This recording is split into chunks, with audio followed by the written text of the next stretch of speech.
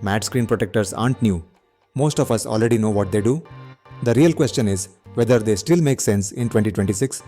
Have matte screen protectors actually improved, or are they still a niche choice with the same old trade-offs?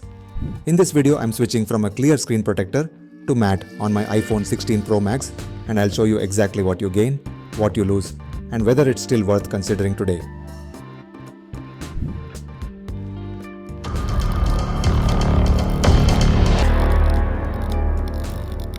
I currently have a clear screen protector.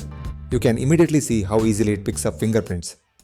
Under studio lighting, reflections are very obvious, especially from a softbox or an overhead camera. Another thing I've noticed is the surface feel. If you swipe a lot, type fast, or play games, the glass doesn't always feel smooth. Your finger tends to drag slightly, especially once oils build up. This is where matte screen protectors usually promise an advantage. So let's try a matte screen protector. This one is from CZARTECH. I got this from Amazon. Inside the box, you get a full installation kit. The screen protector itself comes pre-mounted in an alignment frame, which helps position it accurately on the phone.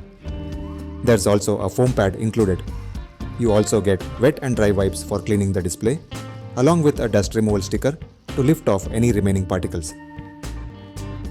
Let me first take off the clear screen protector. I prefer turning the phone off before installing a screen protector. Let's place the phone on the foam pad. First, clean the screen using the wet wipe.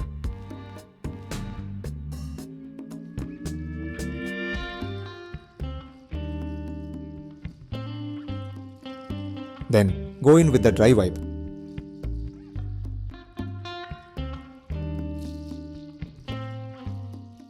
After that comes the most important step, removing any remaining dust using the included sticker. I usually use a flashlight up close to spot even the tiniest particles. Now align the frame over the phone so the protector lines up perfectly with the display.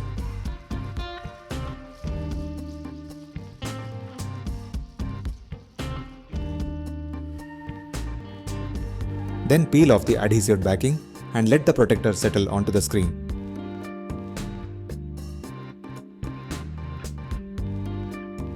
After that, gently press from the center.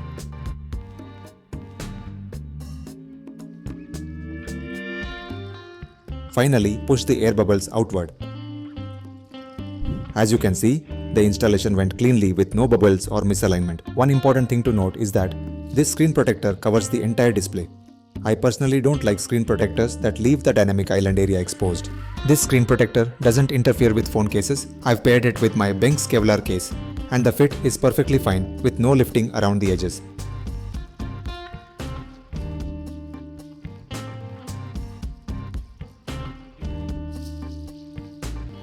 When I tilt the phone, you can see there's significantly less glare and reflection compared to a clear protector.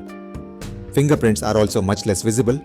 Even when I try to smudge the screen, oils don't stand out the way they do on glossy glass. Another advantage is how subtle the reflections are. As you can see, the camera reflection is barely visible, and even the softbox light doesn't come across as harsh. My favorite feature is typing experience. I swipe to type all the time. Matte screen protectors do come with a trade-off, which is reduction in display clarity. But taking a closer look, I'm genuinely impressed. Compared to the matte protectors I used years ago, which were much grainier, these have clearly improved. I expected noticeable grain or artifacts, but in normal viewing, it looks very clean. If you've never used a matte screen protector before, I'd suggest to try an inexpensive one from Amazon first and see if it suits your usage.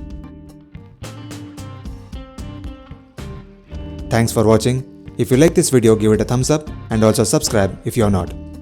If you have any questions, please drop a comment. I will be happy to answer them.